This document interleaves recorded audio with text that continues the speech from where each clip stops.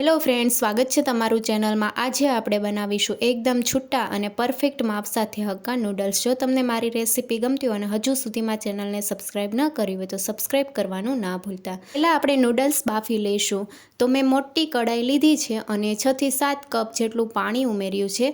High ગેસની flame ઉપર પાણીને આપણે ઉકાળો આવે ત્યાં સુધી થવા દઈશું।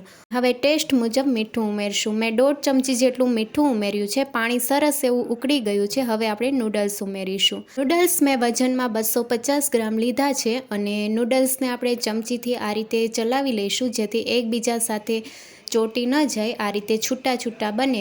અને હવે આપણે 3 મિનિટ માટે હાઈ ગેસની ફ્લેમ ઉપર થવા દઈશું। નૂડલ્સને આપણે ઓવરકુક નથી કરવાના। 3 મિનિટ જેવું થઈ ગયું છે, ગેસની ફ્લેમ બંધ કરી દઈશું અને નૂડલ્સ તમને બતાવું તો આ રીતના આપણે ખેંચીએ એટલે આ રીતે ભાંગી જાય એ રીતના આપણે કૂક કરવાના છે। નૂડલ્સને આપણે જાળીવાળા વાસણમાં ઉમેરી દઈશું અને ગરમ પાણીથી અલગ કરી લઈશું। હવે ઠંડા પાણીએથી આપણે વોશ કરી લઈશું જેથી નૂડલ્સ વધારે કૂક ન થાય। અને આ રીતે તમે જોઈ શકો છો એકદમ છૂટા છૂટા નૂડલ્સ છે। નૂડલ્સ એકદમ છૂટા રહે તે માટે આપણે આ રીતે થાળી લઈ લીધી છે અને નૂડલ્સને આ રીતે છૂટા કરી દઈશું। તો આ રીતે છૂટા કરવાથી નૂડલ્સ એકદમ છૂટા છૂટા તૈયાર થશે। અને હવે આપણે 2 ચમચી જેટલું તેલ ઉમેરીને મિક્સ કરી લઈશું અને નૂડલ્સને આપણે ફરી પાછા આ રીતે છૂટા કરી લઈશું। નૂડલ્સમાં તેલ ઉમેરવાથી નૂડલ્સ એકબીજા સાથે ચીપકશે નહીં અને એકદમ છૂટા છૂટા બનશે। નૂડલ્સમાં ઉમેરવાનું શાકભાજીનું પ્રમાણ જોઈ લઈશું। 1 કપ કોબીને મેં ઝીણી કાપીને લીધી છે, સાથે કેપ્સિકમ અડધો કપ લીધા છે, 1/4 કપ ગાજર અને 2 મીડિયમ સાઇઝની ડુંગળીને ઊભી સ્લાઇસમાં કાપીને લીધી છે, સાથે લીલી ડુંગળીના પાન લીધા છે। જો તમારી પાસે ન હોય તો તમે સ્કીપ પણ કરી શકો છો। 1 ચમચી આદુનું છીણ અને 1.5 ચમચી લસણને બારીક કાપીને લીધું છે, 1 લીલું મરચું કાપીને લીધું છે।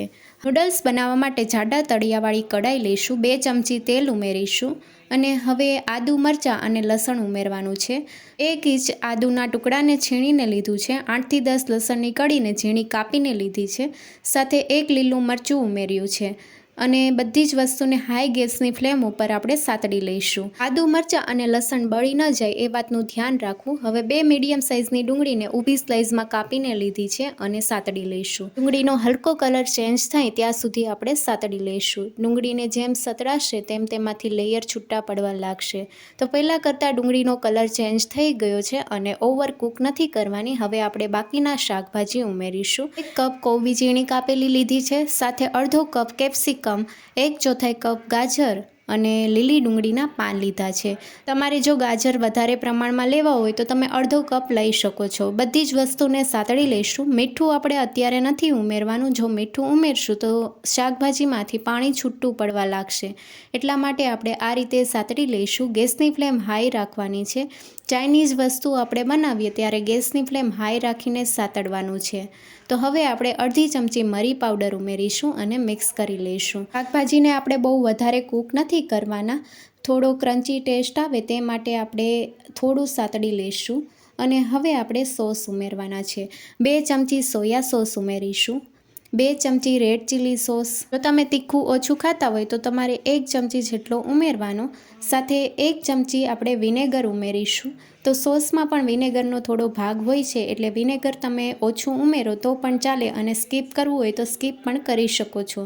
સાથે બધી જ વસ્તુને બેલેન્સ કરવા માટે 1 ચમચી આપણે ટોમેટો કેચઅપ ઉમેરીને મિક્સ કરી લઈશું। શાકભાજી આપણું સરસ એવું કૂક થઈ ગયું છે અને સોસ પણ બધા આપણે સરસ એવા મિક્સ કરી લીધા છે। હવે આપણે નૂડલ્સ ઉમેરવાના છે અને નૂડલ્સને પણ આપણે મિક્સ કરી લઈશું। તો મીઠું આપણે પહેલાં નથી ઉમેર્યું એટલે હવે આપણે ટેસ્ટ મુજબ મીઠું ઉમેરવાનું છે। સોસ પણ આપણે ઉમેર્યા છે એટલે મીઠું આપણે પ્રમાણસર ઉમેરવું અને હવે નૂડલ્સમાં આપણે બધી જ વસ્તુ મિક્સ કરી લઈશું।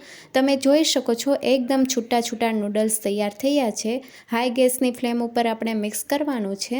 નૂડલ્સ સરસ એવા મિક્સ થઈ ગયા છે। ગેસની ફ્લેમ બંધ કરી દઈશું અને સર્વિંગ પ્લેટમાં સર્વ કરીશું। રેસ્ટોરન્ટ જેવા નૂડલ્સ તૈયાર છે અને હવે આપણે ઉપરથી લીલી ડુંગળીના પાન ઉમેરશું। તમે પણ આ રેસીપી જરૂરથી ટ્રાય કરજો અને નવી નવી રેસીપી જોવા માટે ચેનલને લાઇક, શેર અને સબસ્ક્રાઈબ કરો। Thank you for watching.